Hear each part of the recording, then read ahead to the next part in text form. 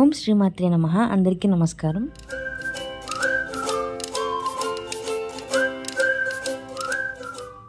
మేము ఈరోజు మల్లెపూడిలో ఉన్న శ్రీ వారాహి అమ్మవారి టెంపుల్ దర్శించుకోవడానికి వెళ్తున్నాము.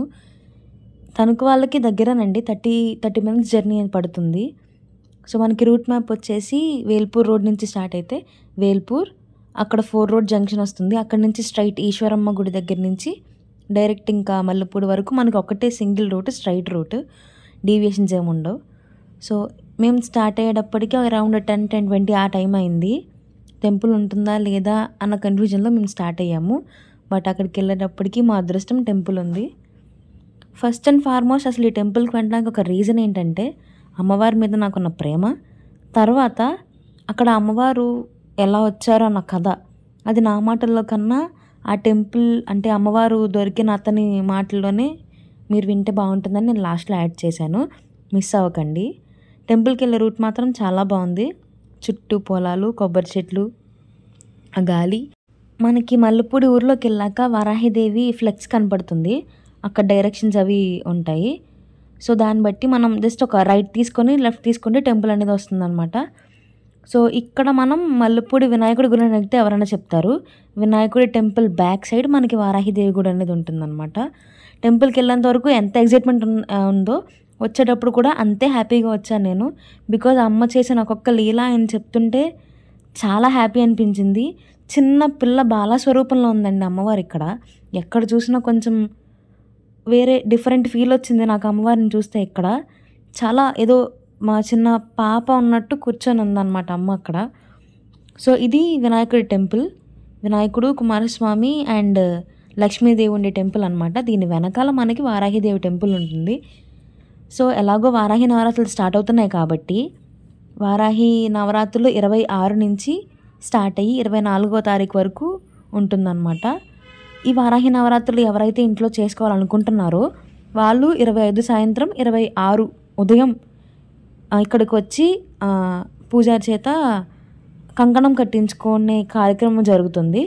ఆ కంకణం కట్టించుకోవడం వల్ల ఉపయోగం ఏమిటంటే వారాహి నవరాత్రులు చేస్తున్నాం కాబట్టి ఆ 9 రోజులు ఏ ఆటంకాలు రాకుండా అమ్మవారు అండగా ఉంటారని ఆ కంకణం అనేది కట్టించుకోవడం జరుగుతుంది.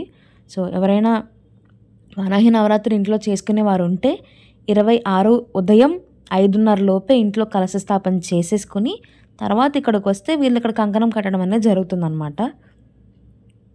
సో ఇంట్లో ఎవరైనా కుదిరితే ఖచ్చితంగా చేసుకోండి వారాహి నవరాత్రుల పూజ. అమ్మకి మాలలు ఇవన్నీ ఏమీ అవసరం లేదు. జస్ట్ భక్తితో మీరు కుంకుమ పూజ చేసినా చాలు. మంత్రాలు రావు, నాకు ఏమీ రావు, ఇవన్నీ అమ్మ అడగదు మిమ్మల్ని. కేవలం మీ మనసు ఒక్కటి మాత్రం ఆవిడకి కావాలి. మీ భక్తి, మీ మనసు ఆవిడకి కావాలంతే. మనస్ఫూర్తిగా అమ్మ అని పిలిచి ఒక్క కుంకుమ అలా పూజ చేసినా చాలు, ఆవిడ ఉందని నిదర్శనం మీకు చూపిస్తుంది. సో ఈ టెంపుల్ బ్యాక్ సైడ్ అనేది మనకి వారాహిదేవి టెంపుల్. ఈ టెంపుల్ స్పెషాలిటీ ఏంటంటే అమ్మవారికి మనం మన చేత అభిషేకం చేసుకోవచ్చు పంచమి నాడు. అండ్ జనరల్గా దర్శనానికి వెళ్ళినప్పుడు గర్భగుడిలోకి వెళ్ళి మరి అమ్మని దర్శనం చేసుకోవచ్చు అంట. ఈ టెంపుల్ విశిష్టత గురించి నా మాటల్లో కన్నా సాయి గారి మాటల్లో విని తెలుసుకుందాం. శ్రీమాత్రే నమః. అందరికీ నమస్కారం. పినమంట మండలం మల్లెపూడి గ్రామంలో శ్రీ వారాహి అమ్మవారి ఆలయం ఉంది. ఇది మేము ప్రతిష్ఠించి ఇంచుమించు 3 నెలలు అవుతుంది. అంటే అమ్మవారు మాకు స్వయంభూ అన్నమాట. కాలంలో మేము స్నానం చేయడానికి వెళ్ళినప్పుడు దేవి నవరాత్రులకి ఈ అమ్మవారు మాకు కాలంలో దొరికారు. 3 నెలలు మేము ఇంట్లో ఉంచుకుని 3 నెలల తర్వాత అమ్మవారిని మేము ప్రతిష్ఠించడం జరిగింది. సో ఈ అమ్మవారిని కూడా మేము ప్రతిష్ఠించిన విగ్రహాలు. ఆ అమ్మవారి మట్టికి మా కాళ్ళలో దొరికిన అమ్మవారు. అలాగే ప్రతి పంచంకి అమ్మవారికి అభిషేకం జరుగుతుంది. పంచామృతాలతో అభిషేకం ఎలా అంటే డైరెక్ట్ మీ స్వహస్తాలతో అమ్మవారికి అభిషేకం చేసుకోవచ్చు. అలాగే ప్రతి నెలలో వచ్చి 2 పంచములకు కూడా అమ్మవారికి అన్నదాన కార్యక్రమం జరుగుతుంది. ఆ కార్యక్రమంలో సంతానం లేని వారికి అమ్మవారి ఎదురుగుండా సంతాన భోగం కూడా పెడతాం. అండ్ అలాగే ఈ నెల జూన్ 26 నుంచి అమ్మవారిది గుప్త నవరాత్రులు ప్రారంభం అవుతాయి. జూన్ 26 నుంచి జూలై 4 వరకు గుప్త నవరాత్రులు. జూన్ 30వ తారీఖు అమ్మవారికి సారే కార్యక్రమం ఉంది.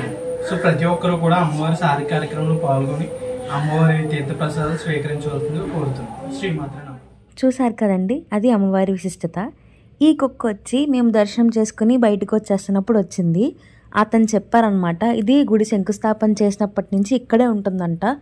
ఎవరు ఏం పెట్టినా బిస్కెట్స్ తెస్తే ఫుడ్ తప్ప ఇంకేమీ తిందంట. నాన్ వెజ్ కూడా అస్సలు ముట్టదంట అసలు. సరే అని చెప్పి మా అమ్మ వెంటనే బిస్కెట్ ప్యాకెట్ కొని తీసుకురమ్మంటే తెచ్చి దానికి వేసాము. హ్యాపీగా తినింది. ప్రతి శుక్రవారం మరియు మంగళవారం చిన్నపిల్లలకి కానీ అనారోగ్యంతో బాధపడుతున్న వారికి కానీ అమ్మవారి దగ్గర పెట్టి పూజ చేసిన తాళ్ళని ఇస్తారంటండి. ఫ్రీ ఆఫ్ కాస్ట్, డబ్బులు ఏమీ పే చేయక్కర్లేదు. జస్ట్ ఇక్కడికి వచ్చి అవి తీసుకెళ్తే చాలు. నెక్స్ట్ 30వ తారీఖు అమ్మవారికి సారి పెట్టడం జరుగుతుంది. సో ఇక్కడ టెంపుల్లో పెట్టేసిన తర్వాత భోజన కార్యక్రమం అయ్యాక ఊరంతా పంచుతారంట ఆ సారి.